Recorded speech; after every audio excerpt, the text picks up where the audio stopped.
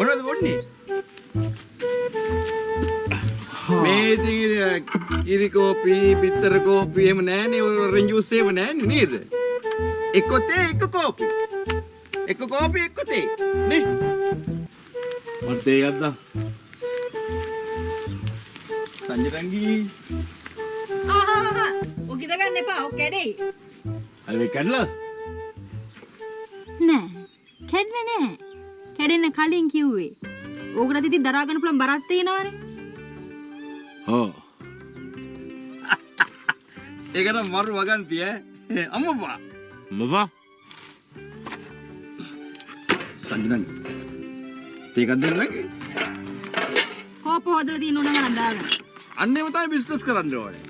කෑම ටිකත් බුෆේ අරලා තිබ්බනම් හොරාට කාලා ෂේප් එකේ පයින් තිබ්බනේ. අන්න නංගි. ඔය අපි ගැන හිතන් ඉන්න විදිය වැරදිනේ. බලන්නක සුමුදු අයියා. මෙයා කියන කතාව. නංගි මේ අපි හෙට අනේද්දා ගන්සබා යන්න ඉන්න මිනිස්සු හරි. අනේ සාදු. එතන නම් එකෙන් මොදිනට නියමඩ ගැලපෙනවා. නියමඩ ගැලපෙනවා.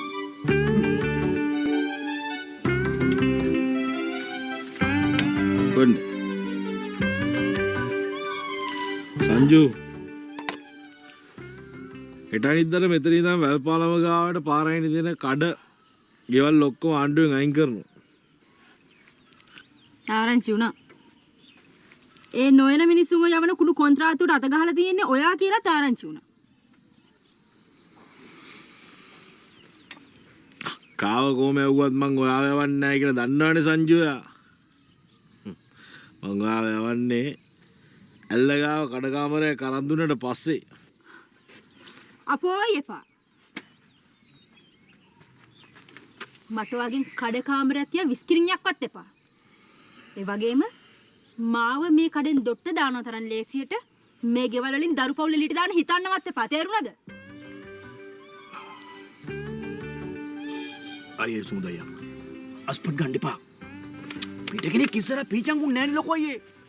පීචංගුන නම් පීචංගුනේ මං ඉස්සරහනේ.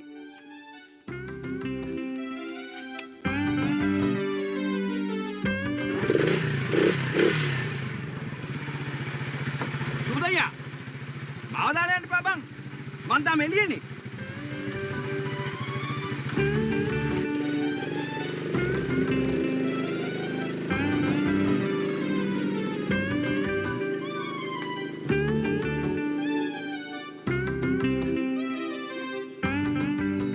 හරියනම ගම් සභාවටම තමයි.